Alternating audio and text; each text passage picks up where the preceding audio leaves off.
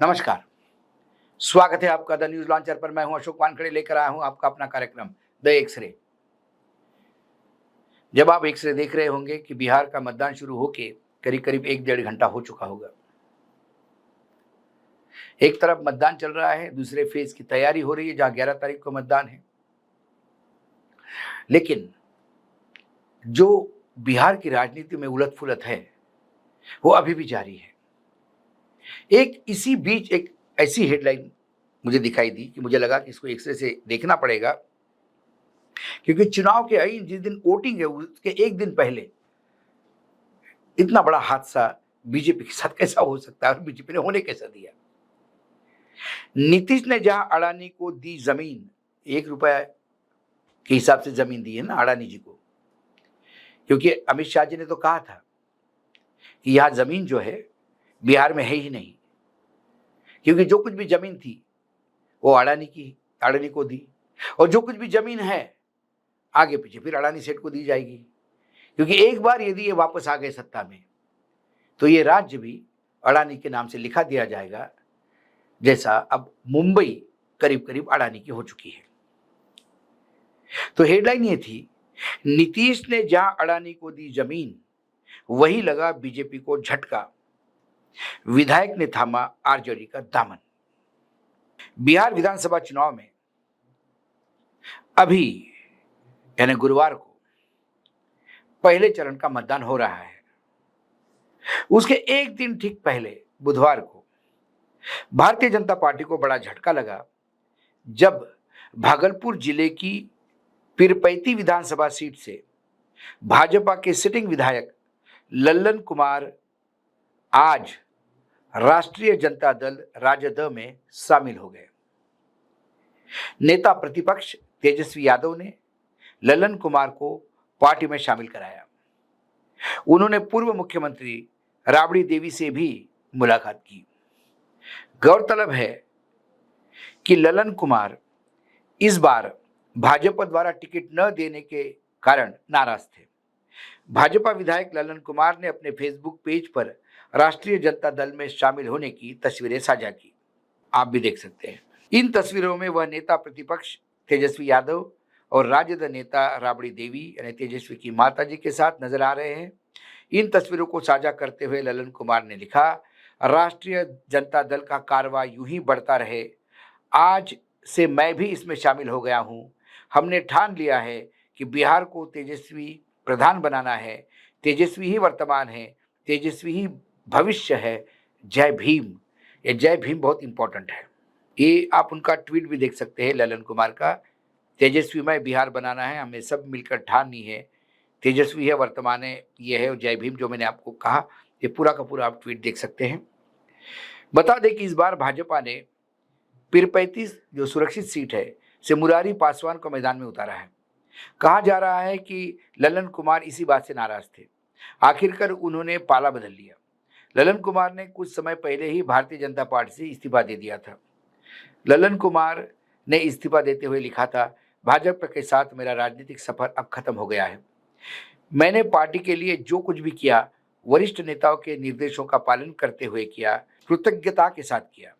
लेकिन अब लगता है कि भाजपा को मुखर दलित नेतृत्व की जरूरत नहीं है। एक दलित सिटिंग विधायक जिसका टिकट काटा वो कहता है कि अब भाजपा को मुखर दलित नेतृत्व की जरूरत नहीं है। यदि उनको दलित भी चाहिए तो वही कदमों में बैठ के सुनने वाले, आवाज उठाने वाले नहीं। आपको जानकारी दे कि आज सुबह ही प्रशांत किशोर की जन सुराज पार्टी से को भी ऐसा झटका लगा, जहां जन सुराज पार्टी से मुंगेर के उम्मीदवार संजय सिंह ने वोट के लिए एक दिन पहले ही मैदान छोड़ते हुए बीजेपी का दामन थाम लिया। उन्होंने कहा कि यह कदम स्थिर सरकार के हित में उठाया है। अब स्थिर सरकार के हित में उठाया है, डर के उठाया है। ये जो लल्लन कुमार है,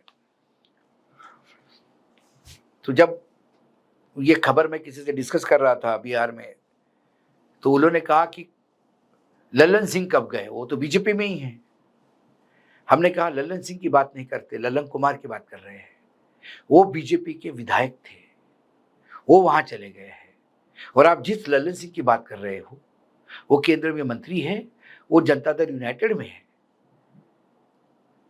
तो बिहार के वो हमें जो पत्रकार थे वो हमको कहने लगे कि अरे भाई, क्या लल्लन कुमार और क्या लल्लन सिंह, ये दोनों ही बीजेपी के ही मानते हैं हम। हाँ, लल्लन कुमार के साथ अन्याय हुआ तो वापस चले गए। बीजेपी को लगता है कि यदि वो सवर्णों को ज्यादा सीटें देंगे, बीजेपी को लगता है कि यदि वो भूमिहारों को ज्यादा सीटें देंगे तो ये वोट तो उनका अपना है ही, और नीतीश का पिछड़ा वोट यदि हमारे साथ हो गया तो फिर सरकार बनाने से हमें कोई रोक नहीं सकता। और ज्ञानेश कुमार का पूरा सिस्टम तो साथ में है ही, व्यवस्था जिसको आज राहुल गांधी ने रेखांकित किया वो तो साथ में है ही। लेकिन सवाल ये है कि दलितों की उपेक्षा जो भाजपा के यहाँ होती है, क्या उससे बिहार का दलित मतदाता भाजपा का साथ देगा? क्योंकि वहां हिंदुत्व का तो अभी कम से कम पहले फेज में तो कोई दिखाई नहीं देता। हालांकि कई लोग कहते हैं कि सेकंड फेज में हिंदुत्व का इशू जरूर उठाएगा, क्योंकि सीमांचल से लेकर तमाम वो कॉन्स्टिट्यूंसीज है जहां मुस्लिम है। लेकिन ऐन चुनाव के वक्त एक दलित नेता का छोड़ के जाना और उसका एक कहना कि प्रखर दलित नेतृत्व की जरूरत भाजपा को नहीं है, तो भाजपा को फिर किसकी जरूरत है? वैसा देखा जाए तो भाजपा को किसी की जरूरत नहीं है।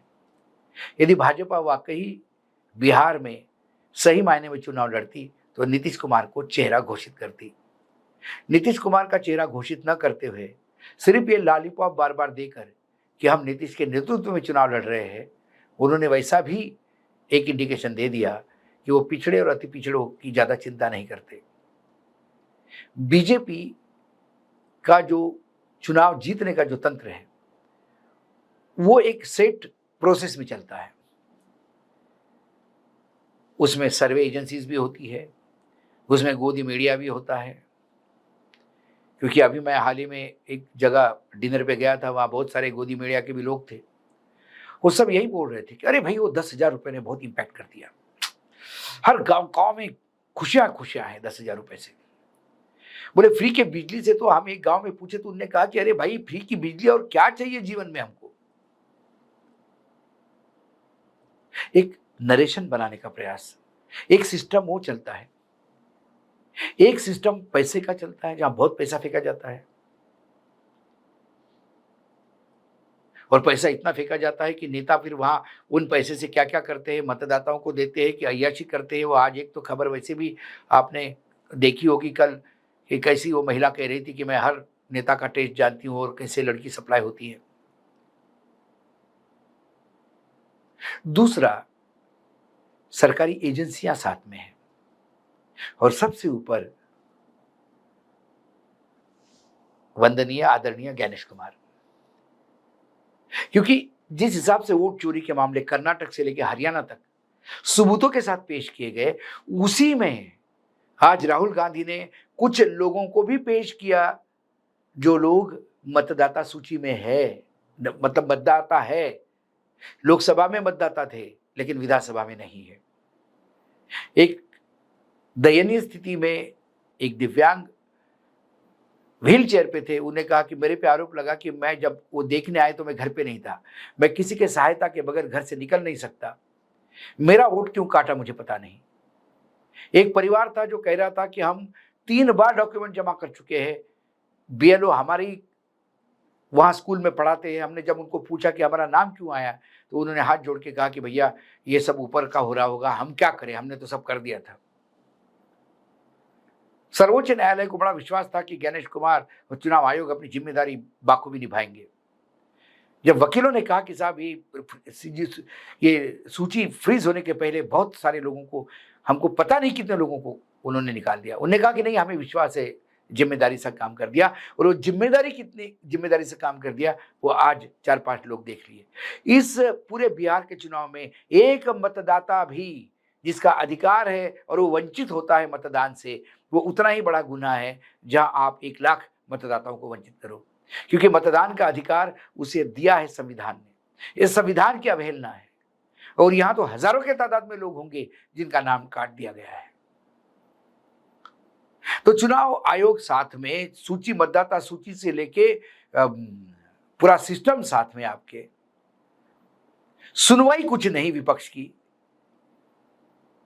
क्योंकि जब भी विपक्ष कंप्लेंट लेके जाता है तो एक ही डायलॉग सुनने को मिलता है, कुछ तो लोग कहेंगे, लोगों का काम है कहना। जहां न्यायपालिका में भी कोई सुनने को तैयार नहीं। जब पूरा सिस्टम ऐसा हो तो कौन ललन कुमार की चिंता करेगा, कौन दलितों की चिंता करेगा, किसको भ्रष्टाचार की पड़ी है? करेंगे डंके की चोट पे करेंगे, दलितों का उत्पीड़न करेंगे, डंके की चोट पे करेंगे। आपको जो करना सो कर लो, सत्ता में हम ही आएंगे। यदि इस गुरूर के साथ चुनाव लड़े जा रहे हैं तो फिर वाकई क्या लोकतंत्र है, सवाल ही है। जब मैं एक से देखता हूं तो मुझे पूरा रायता फैलता हुआ दिखाई देता है। आज एक श्री में इतना ही, कल फिर आता हूं किसी विषय के साथ। तब तक के लिए नमस्कार। देखते रहिएगा द न्यूज लॉन्चर।